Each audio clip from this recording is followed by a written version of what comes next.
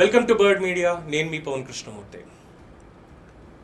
కాస్త కఠినంగానే మాట్లాడాలేమోనండి, ఎందుకంటే సాధారణంగా డైలాగ్ వింటూ ఉంటాం మనం. సినిమా డైలాగ్ అయినా ఎవరైనా చెప్పేదైనా సరే ఒకటి ఏంటంటే, అందరూ బాగుండాలి, అందులో నేను ఉండాలి. సరే, అందరూ బాగుందో అందులో నేను కూడా ఉంటాను, అందరితో కలిసి నా ప్రయాణం అనేటువంటి చెప్తూ ఉంటాను. చూసారా, సమాజంలో చెప్పకూడదేమో అని ఉంటుంది. ఎందుకంటే ఈ రెండు వీడియోలు ఒకసారి చూడండి.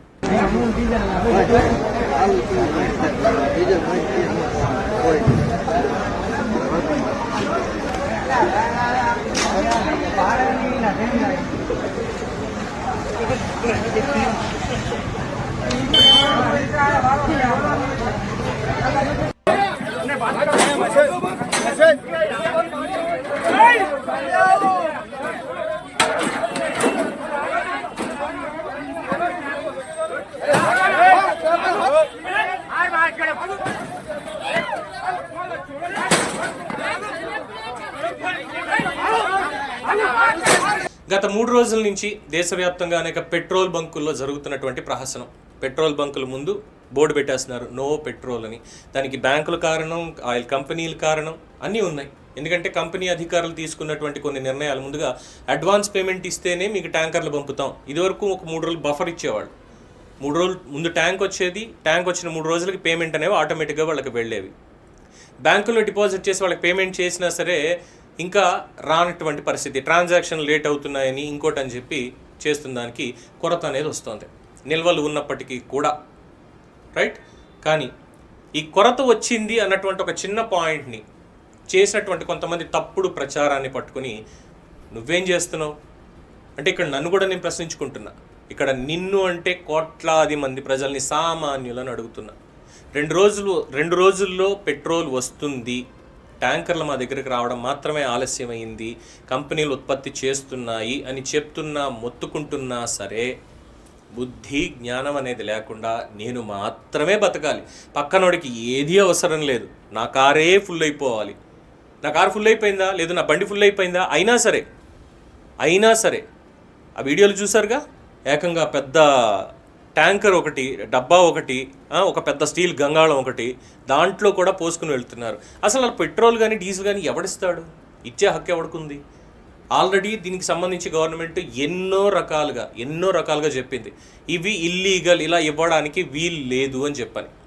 అయినా సరే ఇస్తున్నటువంటి ఆ బంకుల వాళ్ళది తప్పు అనుకోవాలా, లేదు కక్కుర్తిపడి తీసుకెళ్ళిపోవడానికి పరిగెత్తుకుంటూ వచ్చాను చూసారా, నా తప్పు అనుకోవాలా తెలియట్లేదు. ఖాళీలు అయిపోతున్నాయి, సూపర్ మార్కెట్లు అన్నీ ఖాళీలు, వెళ్తున్నారు. 10,000 20,000 సరుకులు ఇంకే ఉంది, 3 నెలల పాటు మనకేమీ మిగలదనేటువంటి విధంగా ఖాళీ చేసుకుంటూ వచ్చేస్తున్నారు. అయిపోతుంది.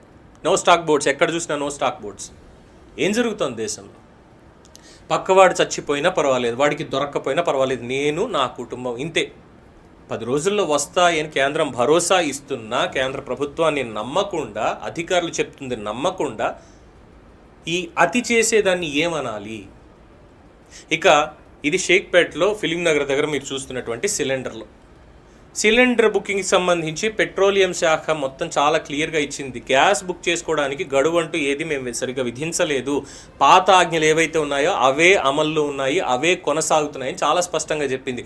అయినా సరే సిలిండర్లు ఎక్కడైపోతాయో, నేను బుక్ చేశానా, వచ్చిందా, ఇమ్మీడియట్గా వెంటనే బుక్ చేయడం, లేదా నాకు కావాలని దొంగతనం చేయడానికి కూడా, దాడి చేసి తీసుకుపోవడానికి కూడా అక్కడ ట్రై చేస్తున్నారు. పోలీసులు పక్కన పెట్టుకుని మరి వాళ్ళు ఏం చేయాలి? అరెస్ట్ చేయాలా? ఏమనాలి వీళ్ళని?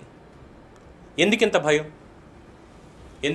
గ్యాస్ లేకపోతే కట్ల పొయ్యి మీద వండుకుందాం. అపార్ట్మెంట్లో ఉన్న వాళ్ళు కూడా మొన్నే చూసా ఒక చోట, చాలా కాస్ట్లీ అపార్ట్మెంట్లు, గ్యాస్ అయిపోయింది, మాకు ఇంకా రాలేదు, వాళ్ళు ఏజెన్సీ వాళ్ళదా తప్పు లేదంటే ఇంకోటా తెలియదు, గ్యాస్ అయిపోతే వాళ్ళు కూడా బయట ఒక చిన్నపాటి కుంపటి పెట్టుకొని దాంట్లో కట్టెలు వేసుకుని హ్యాపీగా వండుకుంటున్నారు. చాలా పెద్ద అపార్ట్మెంట్ అండి, తప్పే ఉంది, వండుకోవచ్చు కొద్ది రోజులు. వస్తుందని చెప్తున్నారు. అసలు ఇదంతా కొరత అనేది లేదు, ఎప్పుడో వచ్చేదానికి, అది కూడా అనుకోవడానికి లేకుండా ఇప్పుడే ఇంకో వార్త అందింది ఏంటంటే, వైజాగ్ తీరానికి ఎల్పీజీలతోటి 3 నౌకలు వచ్చి అక్కడ ఉన్నాయట, అతిపెద్ద నౌకలు. అలాగే ముంద్రా పోర్టుకి దగ్గరలో ఉన్నటువంటి నౌకలు కొన్ని అక్కడి నుంచి వచ్చాయి. అలాగే ఈ హర్మోజ్ జలసంధి నుంచి భారత నౌకలు వెళ్ళడానికి మేము పూర్తిగా అంగీకరిస్తున్నాము, వాటి మీద దాడి చేయడానికి, ఆపడానికి ఎవ్వరికీ హక్కు లేదు అని ఇరాన్ ప్రకటించింది, ఓపెన్ చేసి పెట్టింది మన గురించి. వస్తున్నాయి మొర్రో అని ఒక పక్కన మొత్తుకుంటూ ఉంటే ఎందుకు ఇంత కక్కుర్తి? నీకు మాత్రమే దొరకాలా? నువ్వు మాత్రమే మనిషివా సమాజంలో? నీ పక్కన వాళ్ళు ఎవ్వరూ కాదా? పెట్రోల్ బంకుల్లో ఒక రూల్ తీసుకొచ్చారు, ఫుల్ ట్యాంకులు ఎవ్వరికి కొట్టట్లా. సార్ పెట్రోల్ వస్తుంది, అందరూ ఒకేసారి వచ్చేస్తుంటే మేము కొట్టలేకపోతున్నాం, పెట్రోల్ లేదు అని చెప్పడానికి లేదు, మా దగ్గర ఉన్నదాన్ని అందరికీ ఇవ్వాల్సిందే అని వాళ్ళు అట్లీస్ట్ కొంతమంది పాపం ఇలా చేస్తూ ఇంత లిమిట్ అని పెట్టి కొడుతూ ఉంటే, నువ్వెవడరా లిమిట్ పెట్టడానికి, నేను డబ్బులు ఇస్తున్నాను కదా అని చెప్పి డబ్బులు మొహం మీద కొట్టి అహంకారాన్ని చూపిస్తున్నారు. నువ్వు మనిషివేనా? అసలు మనిషివేనా? కరోనా అంటే రోగం, బయటకు వస్తే చస్తామని లాక్డౌన్ వేశారు. ఇప్పుడు గ్యాస్ లేదు, పెట్రోల్ లేదు అంటే సైకిల్ మీద రా, పోయేదేం లేదు.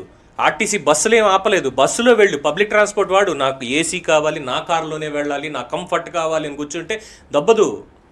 చూసుకోవాలి కదా. మేం డిఫరెంట్ అండ్ సమాజంలో మేం డిఫరెంట్ అంతే. మేము మా బతుకు, మిగతా వాళ్ళు బతికినా చచ్చిపోయినా మాకు సంబంధం లేదు. మా కక్కుర్తి మాదే. సూపర్ మార్కెట్లు ఖాళీ చేస్తాం, కిరాణా షాపులు ఖాళీ చేస్తాం. రేపు పొద్దున్న అన్నీ ఖాళీ అయితే పక్కన చూడడానికి పక్కవాడు కూడా రాడు, ఇంట్లో తగలేసుకోవడానికి కూడా ఏది మిగలదు. అందరూ బాగుండాలి, అందులో నేను ఉండాలని పైకి చెప్పడానికి మాత్రమే అణువణువున స్వార్థంతో నిండిపోయి బతికేస్తూ ఈ సమాజంలో పక్కవాడిని తోసేస్తున్నాం. ఇందాక ఇంకో వీడియో కూడా చూసా, అంటే దీనికి సబ్జెక్ట్ అది అవసరం లేదు, బట్ మన బతుకులు ఎలా ఉన్నాయని చెప్పడానికి. కల్బుర్గా దగ్గర ఒక వ్యక్తి ఒక మహిళని పీక ఉరివేసి చంపేస్తున్నాడు, కారులోంచి బయటికి తీసి. పక్కన వెహికల్స్ వెళ్తూనే ఉన్నాయి, చక్కగా వీడియోలు తీస్తున్నారు, వెళ్ళి అడ్డుకోవాల్సింది పోయి. అంత మానవత్వంతో బతికేస్తున్నాం మనం. ఎవరికైనా యాక్సిడెంట్ అయిందంటే రోడ్డు మీదే వదిలేసిపోతున్నాం, వీడియోలు తీస్తాం ముందు. అలాంటిది ఈ సమాజంలో మనకు బతకడానికి హక్కు ఉందా? మనకంటే జంతువులు నయం కదండి, అడవిలో ఉండే జంతువులు నయం కదా హ్యాపీగా. ఇంకా ఏమనాలో తెలియట్లేదు. పెట్రోల్ బంకుల దగ్గరికి పోలీసులు చెప్తున్నారు, అధికారులు చెప్తున్నారు, ప్రధానమంత్రి సైతం చెప్తున్నారు, సంక్షోభం అక్కడ ఉంది, మనకి కాదు, మనకు అవసరాలకు తగ్గట్టుగా అన్నీ వస్తూనే ఉన్నాయి. మన దగ్గర 60 రోజుల నుంచి 90 రోజుల వరకు నిల్వలు మనకు ఉన్నాయి. దాని తర్వాత కూడా ఇంకా యుద్ధం కొనసాగితేనే ఇబ్బంది పడాలేమో తప్ప ఇంకోటి లేదు. అంతవరకు కూడా మనకి ఇంకా 90 రోజులకి నిల్వలు అనేవి మనకు వస్తూనే ఉన్నాయి. ఈ మధ్యలో ప్రపంచం ఊరుకోదు కదా, జపాన్ కూడా ఎంటర్ అవుతుంది మాట్లాడడానికి.